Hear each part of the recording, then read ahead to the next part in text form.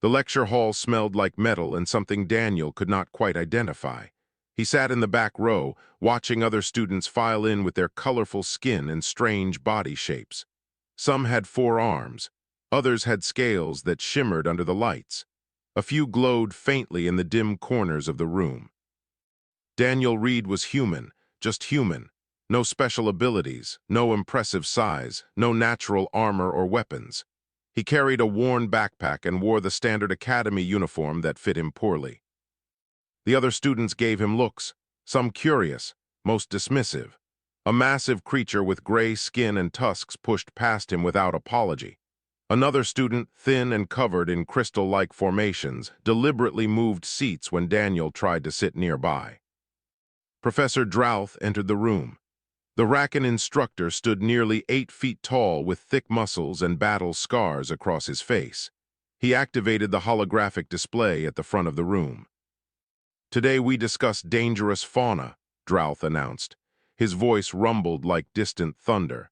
"Specifically, how to contain aggressive predators without getting yourselves killed." The hologram showed a snarling creature with too many teeth and claws like daggers. Students leaned forward, interested. Daniel pulled out his notebook and began taking notes by hand. Most others used digital tablets. "Shock nets," Drouth continued. "Stun weapons, containment fields, these are your tools. Hesitation gets you killed. Aggression keeps you alive." Daniel raised his hand. Several students turned to look at him. A few snickered. "Yes," Drouth said, his tone already impatient. "What about nonviolent containment?" Daniel asked. "If we study their behavior patterns, we could use calming pheromones or avoid confrontation entirely." Silence fell over the classroom. Then someone laughed, others joined in. Torgeth, the largest student in class, spoke up from the front row. "Typical human softness. You think you can talk a predator out of eating you." More laughter. Daniel felt heat rise to his face but kept his expression neutral. "Predators respond to strength," Torgeth continued. "Not weakness. This is why humans are barely accepted here. No warrior instinct." Professor Drouth held up a hand for silence. "Reed, your suggestion is noted. However, in real situations, you will not have time for behavioral analysis. You react or you die. Moving on." Daniel sank lower in his seat. He wrote in his notebook anyway, making notes about alternative approaches. His mother ran a veterinary station on New Montana. He grew up helping injured animals. He knew fear-based aggression from true danger. But no one here wanted to hear that. The lecture continued. Drouth showed case studies of failed containment operations.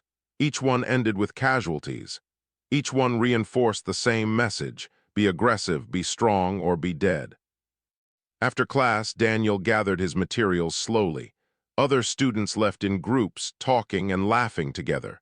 No one waited for him. Kellen, his assigned study partner, approached. The Lumini student's crystalline body refracted light in rainbow patterns. "Daniel, about the group project." "Yes," Daniel looked up hopefully. "I think it would be better if we worked separately, then combined our research later." Kellen would not meet his eyes. "My other friends suggested it would be more efficient." Daniel understood. Kellen did not want to be seen working with the weak human. "Sure, whatever works best." Kellen left quickly. Daniel finished packing his bag. The worn medical kit inside shifted as he moved. His grandmother gave it to him before she died. She told him that healing was the bravest thing anyone could do. The academy did not see it that way. The hallway outside buzzed with activity. Students from dozens of species moved between classes. Daniel walked alone, keeping his head down. He heard whispers as he passed. "That is the human. I heard he suggested hugging the predators. His species barely survived their own planet. Now they think they belong here." Daniel kept walking. He knew this would be difficult. Humans were new to the galactic community. Only 3 were enrolled at the academy this year. The others stayed in their dorms most of the time, avoiding the harassment. But Daniel came here for a reason. He wanted to prove humans had value beyond military strength. That compassion and understanding mattered just as much as fighting ability. That kindness was not weakness. The cafeteria was crowded. Daniel grabbed a tray and found an empty table in the corner. He ate alone, reviewing his notes. Around him, other students celebrated, competed, and bonded. He was invisible to them, or worse, visible but dismissed. Shara, a sleek Velrani with silver fur and sharp features, walked past his table. She was in his xenobiology class, one of the top students. She glanced at him, then deliberately turned away. Her friends laughed at something she said. Daniel did not need to hear it to know they were mocking him. He finished eating quickly. As he stood to leave, the announcement system activated. "Attention all second-year students," the voice echoed through the cafeteria. "Mandatory field expedition to Tarth 9 begins in 3 days. This is a survival training exercise. Group assignments will be posted tonight. Prepare accordingly." The room erupted in excited chatter. Tarth 9 was famous among academy students, a moon covered in dangerous wildlife. Many students failed the exercise. Some got seriously injured. It was the test that separated the capable from the weak. Daniel felt his stomach tighten. He would be assigned to a group. They would resent having him. They would probably try to get him removed from the exercise. Or worse, they would let him come and then abandon him at the first sign of trouble. He returned to his dorm and checked the assignment board on his tablet. His name appeared in Group 7 along with 3 others, Torgath, Shara, and Bryn. Torgath, who openly mocked him, Shara, who treated him like he did not exist, Bryn, a quiet lumini he barely knew. Daniel sat on his bed and opened the medical kit. Inside were bandages, antiseptic, surgical tools, and emergency supplies. Everything was organized perfectly. He checked each item, making sure nothing was missing. His roommate was gone for the weekend. The room was quiet. Daniel lay back and stared at the ceiling. In 3 days, he would be on Tarth 9 with a group that hated him, surrounded by predators that wanted to kill him, with equipment that was older and less effective than what everyone else had. He thought about quitting, going home. His family would welcome him back. No one would blame him. But his grandmother's voice echoed in his memory. Brave is not the absence of fear. Brave is doing what is right even when you are terrified. Daniel closed his eyes. In 3 days, everything would change. He just did not know how much. The transport ship rattled as it broke through Tarth 9 atmosphere. Daniel gripped his seat harness and tried not to look nervous. Across from him, Torgath sat relaxed with his arms crossed. Shara cleaned her claws with deliberate slowness. Bryn stared out the window, her crystalline features unreadable. No one had spoken to Daniel since they boarded. That was fine. He spent the trip reviewing the mission briefing on his tablet. Track a predator, document its behavior, contain it safely. Return to base camp, simple on paper, deadly in practice. The ship landed hard. The loading ramp lowered, revealing a forest unlike anything on Earth. Purple vegetation stretched in every direction. Trees with black bark and glowing leaves created a canopy that filtered the light into strange patterns. The air smelled sweet and wrong. "Group 7, move out," Professor Drouth's voice crackled through their comm units. "You have 48 hours. Do not make me come looking for you." Torgath immediately took charge. "I lead. Shara, you track. Bryn, handle navigation. Human, try not to die." Daniel said nothing. He adjusted his backpack and followed the group into the forest. His equipment was basic compared to theirs. They had advanced scanners and weapons. He had a compass, a knife, and his medical kit. The Academy provided what it considered appropriate for each species' capabilities. They walked for 2 hours. The forest grew denser. Strange sounds echoed around them, clicks and whistles and low rumbles that made Daniel's skin prickle. Twice they spotted small creatures watching from the shadows. Each time, Shara raised her weapon until the animals fled. "There," Bryn said quietly, pointing at the ground. "Tracks, large predator moving east." Torgath knelt to examine the prints. "Thornback, good. They are aggressive but predictable. We follow, set up containment, and finish early." Daniel studied the tracks too. Something seemed off. The spacing was irregular. One of the prints showed less weight distribution on the left side. "It might be injured," he said. Torgath did not even look at him. "Thornbacks are not intelligent enough to fake injury. Move." They continued following the trail. Daniel noticed more signs: disturbed vegetation, marks on tree bark where something scraped against them heavily, blood drops nearly invisible against the purple ground. "We should approach carefully," Daniel tried again. "An injured predator is more dangerous." "An injured predator is easier to contain," Shara said coldly, "which you would know if you paid attention in class instead of writing poetry about animal feelings." The group laughed. Even Bryn smiled slightly. Daniel fell silent. He stayed at the back of the group and kept watching the signs around them. The trail led them deeper into territory where the vegetation grew thicker and the light grew dimmer. Then they found the feeding site.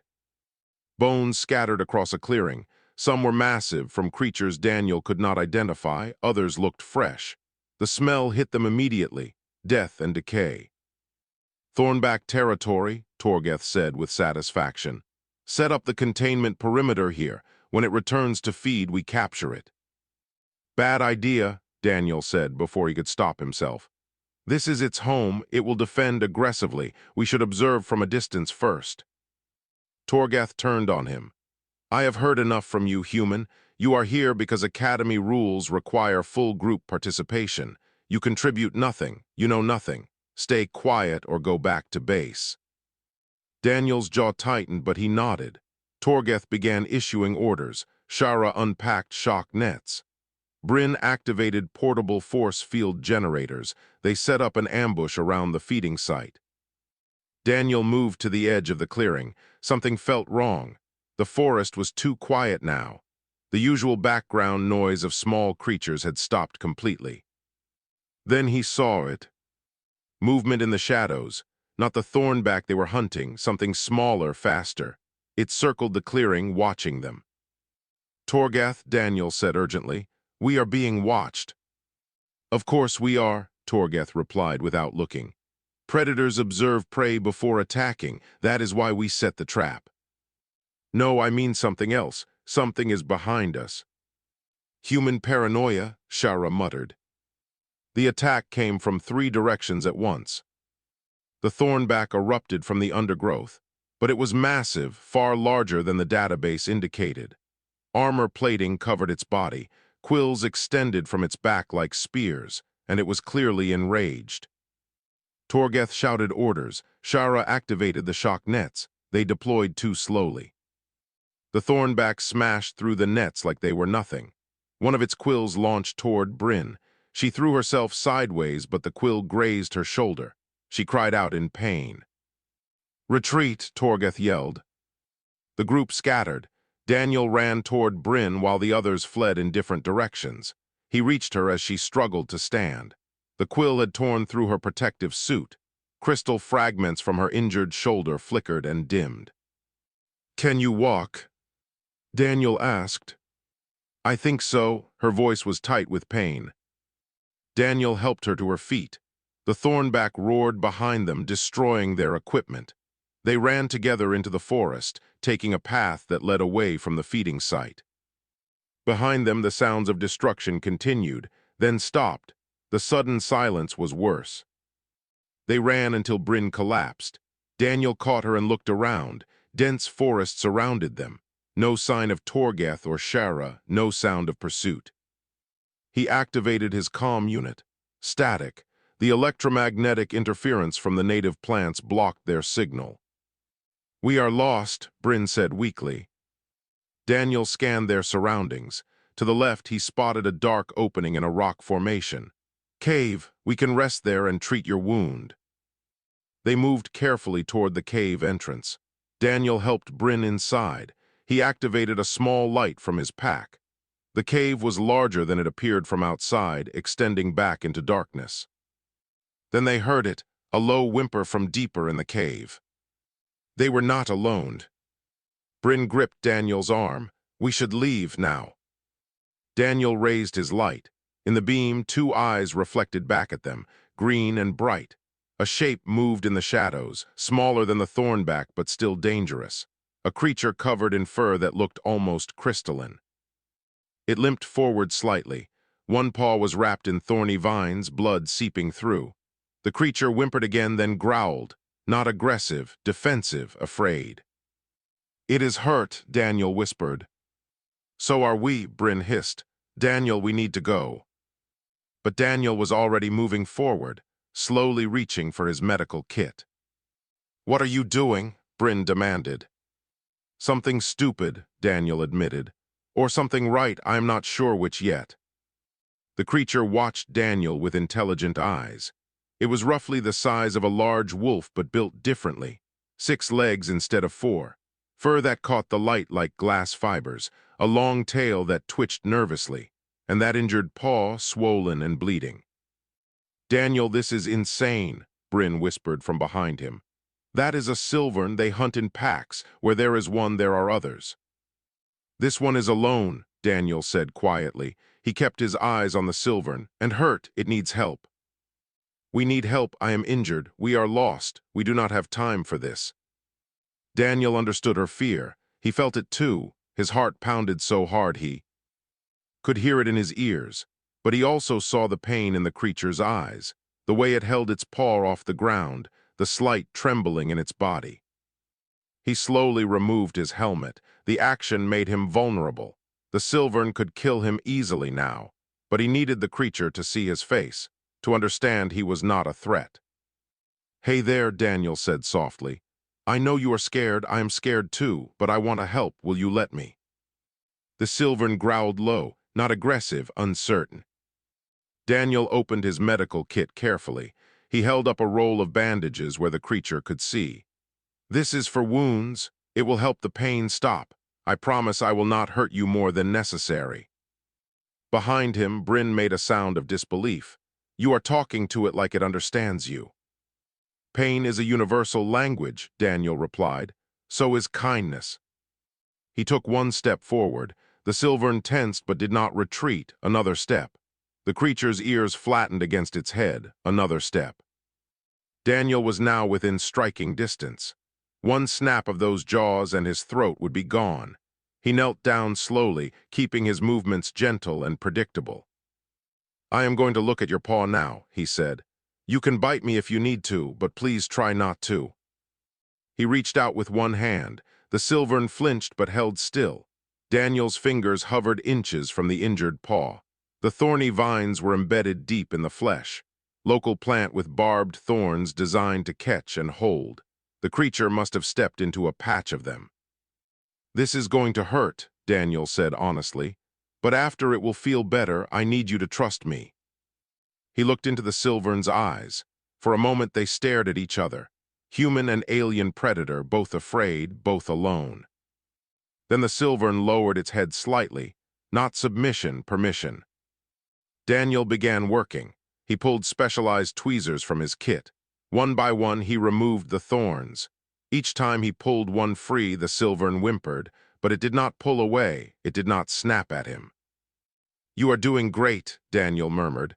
"Almost done, just a few more." Bryn watched in silence. Her earlier protests had died in her throat. She had never seen anything like this. Daniel removed the last thorn. The silvern let out a long breath. He quickly applied antiseptic to the wound. The creature flinched at the sting but remained still, watching Daniel's face. "Last step," Daniel said. He wrapped clean bandages around the paw, tying them securely but not too tight. His grandmother taught him this. Always leave room for swelling. Always check circulation. When he finished, he sat back. "There, all done." The silvern examined its bandaged paw. It tentatively put weight on it, then more weight. The pain was clearly reduced. The creature looked at Daniel again, then it did something unexpected. It licked his hand. The gesture was so simple, so trusting, that Daniel felt tears burn his eyes. He reached up slowly and touched the silvern's head. The crystalline fur was softer than he expected. The creature leaned into the touch. "I told you," Daniel whispered. "Kindness works." "Unbelievable," Bryn said. She had moved closer, her pain apparently forgotten in her shock. The instructors will never believe this. Daniel helped her sit down. He examined her shoulder wound, less serious than he feared. The quill had not penetrated deep. He cleaned and bandaged it with his remaining supplies. The silvern watched them both. When Daniel finished treating Bryn, the creature moved closer. It pressed against his side, seeking warmth. "We should rest here until morning," Daniel said. "Then try to find the base camp." Bryn nodded. She was exhausted. Her injury and the stress had drained her. Within minutes, she was asleep against the cave wall. Daniel sat with the silvern. He shared some of his food rations with the creature. It ate gratefully, then settled beside him with its head on his lap. "Thank you for trusting me," Daniel said quietly. He stroked the creature's fur. "I know how hard that was." The silvern made a sound like a purr, different from a cat, deeper, more musical. Daniel thought about his classmates, about their mockery, about Torgath's words, no warrior instinct, typical human softness, weakness. Was this weakness, helping something in pain, choosing compassion over aggression? He did not think so. It took strength to approach a predator unarmed. It took courage to be gentle when everything around you told you to be violent. It took wisdom to see past fear to the truth underneath. The academy taught survival through dominance, but dominance only created more fear, more violence, more death. Understanding created something different: connection, trust, peace. The ground trembled slightly. Daniel tensed. The silvern's ears perked up. Another tremor, stronger this time. Then a roar, deep and furious, coming from outside the cave. The Thornback had found them. Daniel's heart sank. They were trapped. No weapons, limited supplies. Bryn was injured. The silvern was injured. And outside, a creature 10 times their size wanted revenge for the attack earlier. The silvern stood up, positioning itself between Daniel and the cave entrance. Its lips pulled back in a snarl. The creature was protecting him. "No," Daniel said. He stood and placed himself in front of the silvern. "I will not let you get hurt because of me." The shadow appeared at the cave entrance, massive, blocking out the light. The Thornback had arrived. Daniel stood his ground. Behind him, Bryn woke with a gasp. The silvern growled. The Thornback roared. And Daniel Reed, the weak human who everyone mocked, did the only thing he could think of. He stepped forward to meet the monster. "Please," he said to the Thornback, "let me help you too." The Thornback filled the cave entrance completely. Its armor plating scraped against stone as it pushed forward. Quills rattled on its back like deadly wind chimes. The creature's breath came in harsh, pained gasps. Daniel's hands shook, but he forced himself to stay calm.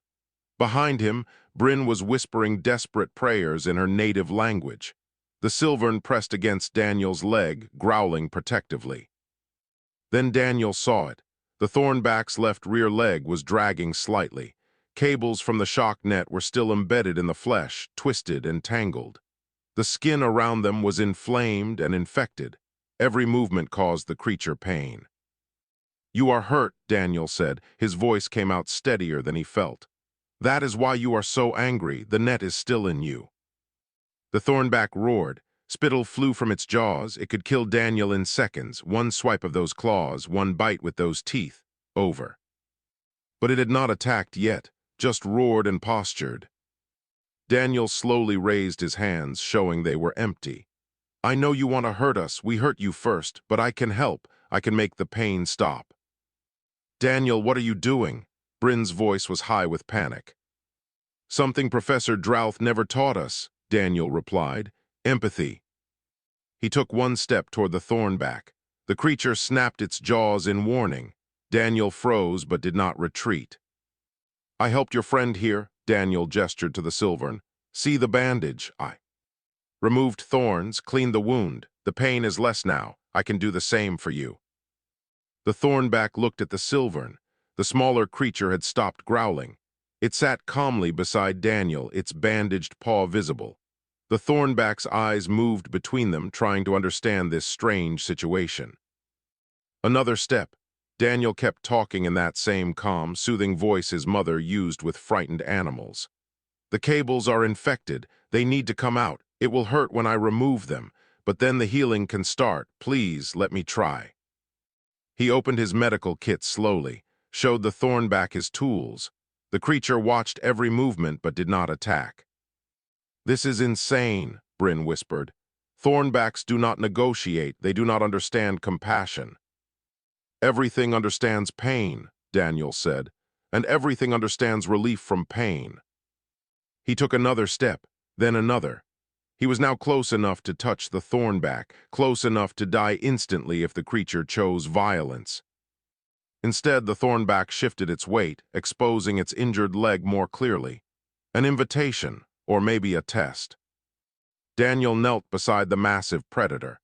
This close, he could smell the infection, see the swelling around the embedded cables, feel the heat radiating from the inflamed tissue. "This is going to hurt," he warned. "Try not to eat me." He gripped the first cable. The Thornback's muscles tensed. Daniel pulled steadily, working the twisted metal free from flesh. The creature roared in pain but held still. Blood flowed from the wound. Daniel kept working. Second cable, third. Each one embedded deeper than the last, each removal causing more pain, but the Thornback did not strike him, did not even flinch away. "Almost done," Daniel murmured. "You are so brave, just one more." The last cable was the worst, twisted around muscle tissue. Daniel had to cut away damaged flesh to free it. The Thornback's breathing grew rapid. Its claws dug furrows in the cave floor, but still it held still. Finally, the last cable came free. Daniel dropped it and immediately began cleaning the wound. He used the last of his antiseptic, knowing he had nothing left for other emergencies. He tore his shirt into strips to create bandages large enough for the Thornback's leg. When he finished, he sat back. His hands were covered in blood. His supplies were gone. He was exhausted and terrified and strangely exhilarated. The Thornback examined its bandaged leg. It stood and tested its weight. The pain was clearly reduced. The creature turned to look at Daniel. For a long moment they stared at each other. Predator and prey, alien and human, two beings who should have been enemies. Then the Thornback lowered its massive head and touched Daniel's shoulder gently with its snout. The gesture was unmistakable. Gratitude. Daniel reached up and touched the creature's armored face. "You are welcome." The silvern approached, limping on its healing paw. It touched noses with the Thornback. Some communication passed between them that Daniel could not understand. Then both creatures moved to stand on either side of Daniel, flanking him, protecting him. "By the ancestors," Bryn breathed, "what are you?" "Just someone who thinks there is a better way," Daniel said. Light suddenly flooded the cave entrance. Voices shouted. A search party had arrived. "Movement detected. Prepare weapons." Daniel stood quickly, positioning himself between the creatures and the newcomers. Professor Drouth pushed into the cave, followed by Torgath, Shara, and several other instructors. All carried heavy weapons. "Reed," Drouth barked. "Step away from those predators immediately." "No," Daniel said. Shocked silence. Students did not refuse direct orders from instructors. "They are injured and docile," Daniel continued. "They will not attack unless threatened. Lower your weapons." "The human has lost his mind," Torgath said. "Sir, permission to tranquilize all 3 targets." "Denied," Drouth said slowly. His eyes moved over the scene, the bandaged creatures, Daniel standing between them, the medical supplies scattered around. "Explain yourself, Reed." Daniel gestured to the silvern. "This one had thorns embedded in its paw. I removed them and bandaged the wound. The Thornback had shock net cables causing infection. I removed those as well. Both creatures are now calm because they are no longer in pain." "You treated wild predators," Shara said in disbelief. "You used medical supplies on animals." "Sentient beings," Daniel corrected. "In pain, yes, I helped them, and they helped me in return. They protected us when we were vulnerable. Is that not what the Academy teaches? Mutual cooperation." Torgath raised his weapon. "Enough of this nonsense. These are dangerous animals. They need to be contained." He fired the tranquilizer dart shot. Toward the Thornback, the silvern leaped. It intercepted the dart mid-flight, taking the sedative meant for its companion. The creature collapsed, unconscious before hitting the ground. No, Daniel dropped beside the silvern, cradling its head. He looked up at Torgath with fury in his eyes. If anyone touches them again, you will answer to me. The entire search party stared at the human. Weak, unarmed, outmatched in every way, threatening a warrior twice his size. Torgath laughed. You stop me, you are nothing. Maybe, Daniel said, but I am nothing that just saved 2 lives today. What did you save? Torgath's laughter died. The Thornback moved beside Daniel, standing over the unconscious silvern, protecting them both. Its message was clear.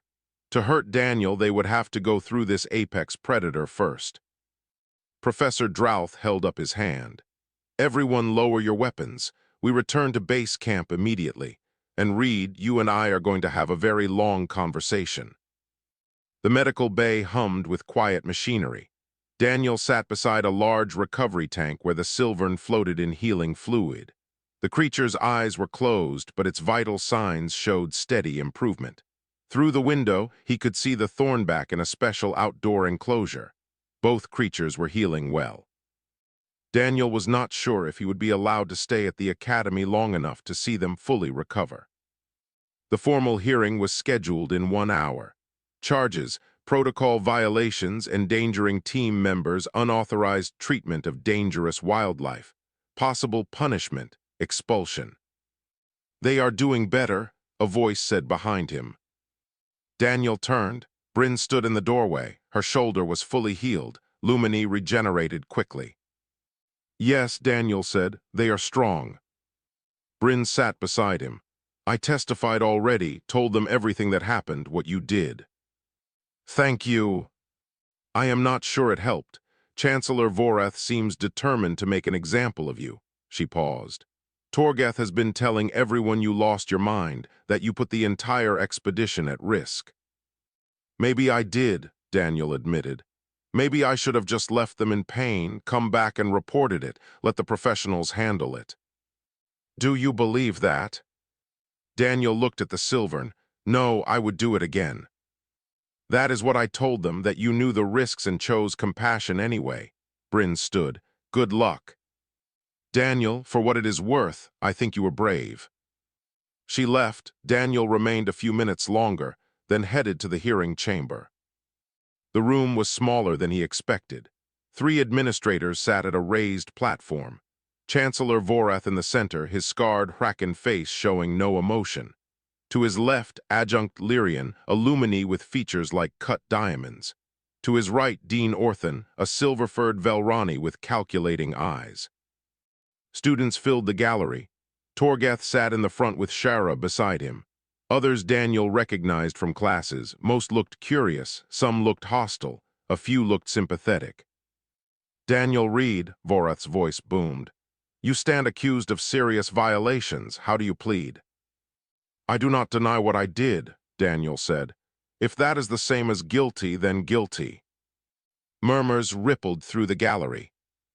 Proceed with testimony, Vorath ordered. Torgath took the stand first. He described the expedition in harsh terms, how Daniel ignored orders, how his actions separated the group, how his obsession with the creatures put everyone at risk. He is emotionally unstable, Torgath concluded. Humans lack the discipline for academy training. This incident proves it. Shara testified next. She supported Torgath's account, adding details about Daniel's earlier behavior in class, his constant questioning of approved methods, his refusal to accept that violence was sometimes necessary. He thinks kindness can solve everything, Shara said, but the galaxy is not kind. His weakness endangers us all. Dean Orthan nodded along with her testimony. Adjunct Lyrian took notes without expression. Chancellor Vorath watched Daniel. Professor Drouth testified about the rescue operation, how they found Daniel standing between 2 predators, how he refused orders to stand down, how one creature took a tranquilizer dart meant for another. However, Drouth added, I must note that both creatures were indeed docile. Reed's treatment appeared to be effective, and his containment method, while unorthodox, achieved the mission objective without casualties. "Are you defending his actions?" Vorath asked. "I am providing complete facts, Chancellor. What the panel does with those facts is not my decision." Daniel was called to testify. He told the truth simply. He saw creatures in pain. He helped them. They responded with trust instead of aggression. "Why?" Vorath demanded. "Why? Risk your life for animals." "They are not just animals," Daniel said. "They are sentient beings capable of fear, pain, and gratitude, the same as us. Intelligence comes in many forms. Compassion should too." "Compassion is a luxury," Vorath replied. "In survival situations, you eliminate threats, you do not nurse them." "With respect, Chancellor, that is why the Thornback attacked so aggressively. It was responding to pain we caused. When I removed that pain, the threat ended. Violence created the danger. Compassion resolved it." "Or you were lucky," Dean Orthan said coldly. "Next time, such foolishness will get you killed." "Maybe," Daniel agreed. "But I would rather die trying to help than live knowing I caused unnecessary suffering." The gallery erupted in whispers. Vorath called for silence. "Does anyone else wish to testify?" Bryn stood. "I do." She described watching Daniel approach the silvern, his calm demeanor, his skill, how the creature responded to his gentle treatment. "I mocked him before this," Bryn said quietly. "We all did, called him weak for suggesting nonviolent methods, but he was not weak. He was brave, braver than any of us. We chose fear and aggression because it was easy. He chose compassion because it was right." Other students began standing. One by one they asked to testify, students Daniel barely knew. They described small kindnesses, times he helped them with difficult concepts, moments when he showed patience instead of judgment. "He tutored me for 3 hours when I was failing xenobiology," a student said. "Never made me feel stupid." "He defended me when others mocked my accent," another added. "Stood up for me when no one else would." The testimonies continued. A pattern emerged. Daniel had been quietly helping others all along. His kindness extended far beyond the creatures on Tarth 9. Torgath shifted uncomfortably in his seat. Shara stared at the floor. Finally, Kellen stood, Daniel's former study partner. "I abandoned him," Kellen said. "He asked to work together and I refused because others told me humans were inferior. I was wrong. About humans, about him, about what strength really means." Chancellor Vorath raised his hand. The room fell silent. "This panel will deliberate. We will announce our decision shortly." They left. The wait felt eternal. Students whispered. Daniel sat alone at the front, trying not to hope too much. 15 minutes later, the panel returned. Vorath stood. His ancient eyes found Daniel's. "We have reached a decision regarding your status at this academy." Daniel stood. His legs felt weak, but he met the Chancellor's gaze without flinching. "Daniel Reed, all charges are dismissed." Gasps filled the room. "Furthermore, this panel awards you the Compassion Star for demonstrating advanced understanding of xenobiology through empathy and courage. You have shown us that true strength lies not in dominance, but in wisdom." Vorath's expression softened slightly. "I have learned something today about what it means to be strong. You are a credit to your species and to this academy. Well done." The gallery erupted in applause. Even some who had mocked Daniel before were clapping. Torgath sat frozen. Shara looked away. Daniel felt tears burn his eyes, but he blinked them back. "Thank you, Chancellor." "Do not thank me yet," Vorath said. "You are now responsible for developing our new nonviolent creature management protocols, starting immediately." Daniel smiled. "Yes, sir." As he left the chamber, students surrounded him, offering congratulations, asking questions. Bryn hugged him. Kellen apologized again, more earnestly this time. Through the crowd, Daniel saw Torgath watching. The Rakan student looked angry and ashamed. Their eyes met. Slowly, Torgath nodded, not friendship, but respect. It was a start. 3 weeks passed like a dream. Daniel no longer ate alone in the cafeteria. He no longer walked empty hallways between classes. Students who once ignored him now asked for his advice. Professor Drouth invited him to co-teach a seminar on alternative containment methods. The silvern healed completely. The Thornback's infection cleared. Both creatures were scheduled for release back to Tarth 9 today. Daniel stood at the transport bay watching final preparations. Bryn joined him, along with Kellen and a dozen other students who wanted to witness the release. "Are you nervous?" Bryn asked. "Yes," Daniel admitted. "What if they are not ready? What if being here changed them too much?" "They are wild creatures," Kellen said gently. "They belong in the wild. You gave them that chance." The silvern arrived first. It walked calmly beside its handlers, showing no aggression. When it saw Daniel, it pulled away and trotted to him directly. The creature pressed its head against his chest. Daniel wrapped his arms around it. "I will miss you," he whispered. "Stay safe out there."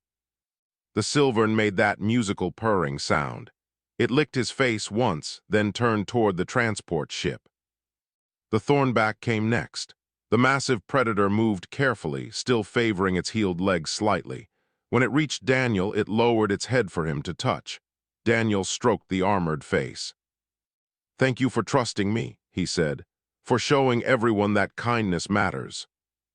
The Thornback rumbled deep in its chest, a sound of acknowledgement. Then it followed the silvern into the ship. The journey to Tarth 9 was quiet. Daniel watched the creatures through the cargo bay window.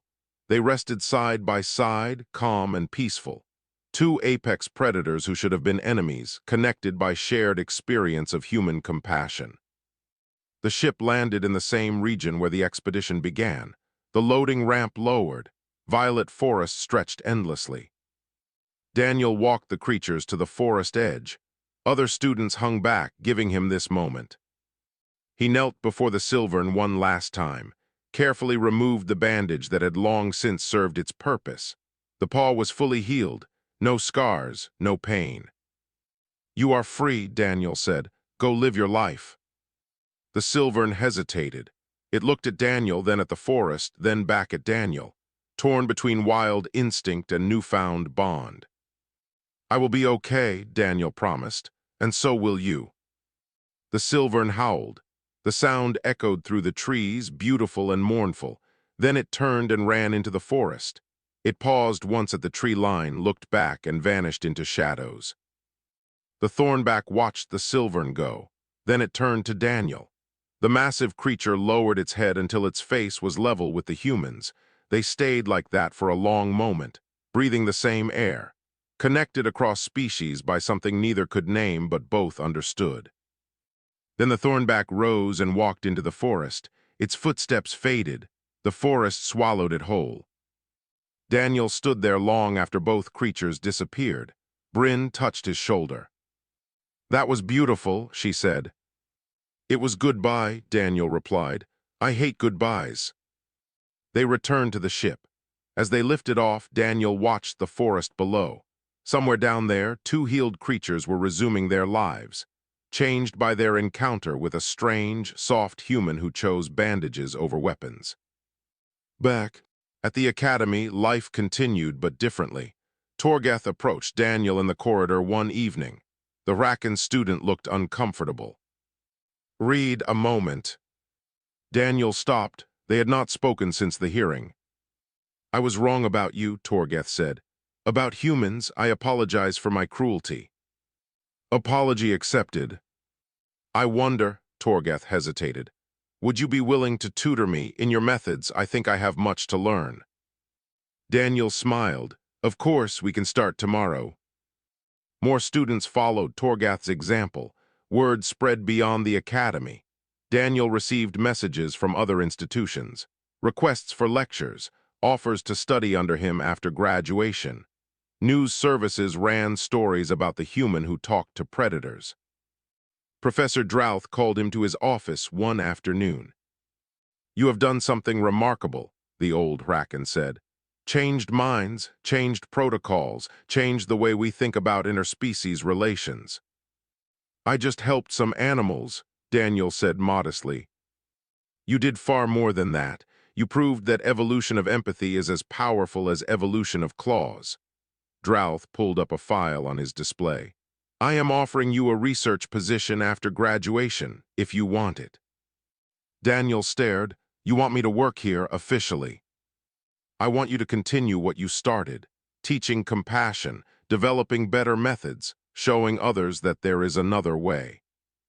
Yes, Daniel said immediately. Yes, I accept. Weeks turned to months. Daniel's methods became standard curriculum. His papers were published in galactic journals. Other humans applied to the academy, citing him as inspiration. The change was slow but real. One evening, Daniel received an emergency message from Tarth 9. His heart sank. Had something happened to the creatures? He opened the message. It was from the preservation station, video footage attached. He played it. The video showed the silvern in the forest, but it was not alone. Other silverns surrounded it, a pack, and the original silvern was demonstrating something to them. It approached a camera drone. Instead of attacking, it sat calmly. Let the drone scan it, then walked away peacefully. Subject has been observed teaching pack members non-aggressive behavior towards sentient technology, the message read. Appears to be transmitting learned behavior from human contact, requesting permission to study this development further. Daniel watched the video 3 more times. The silvern was spreading compassion, teaching others what it learned. The ripple effect extended beyond anything he imagined. He sent approval for the study, then sat back in his chair. Through his window, stars filled the darkness. Somewhere out there, his grandmother was probably watching, proud of him, proud that her gift, her medical kit, helped start something beautiful. Daniel opened his journal and wrote, "Today I learned that kindness is not just an action. It is a seed. Plant it once and it grows forever, spreading farther than you can see, touching lives you will never meet." He closed the journal and looked at the stars again. Tomorrow he would teach, he would help, he would show others that compassion was not weakness. It was the strongest thing in the universe. Years later, Daniel Reed would become chief xenobiologist for the Galactic Council. His methods would revolutionize how species interacted across hundreds of worlds. But he never forgot where it began, in a dark cave on Tarth 9, with an injured silvern, with a simple choice. Help or walk away. He chose help, and that made all the difference. The end.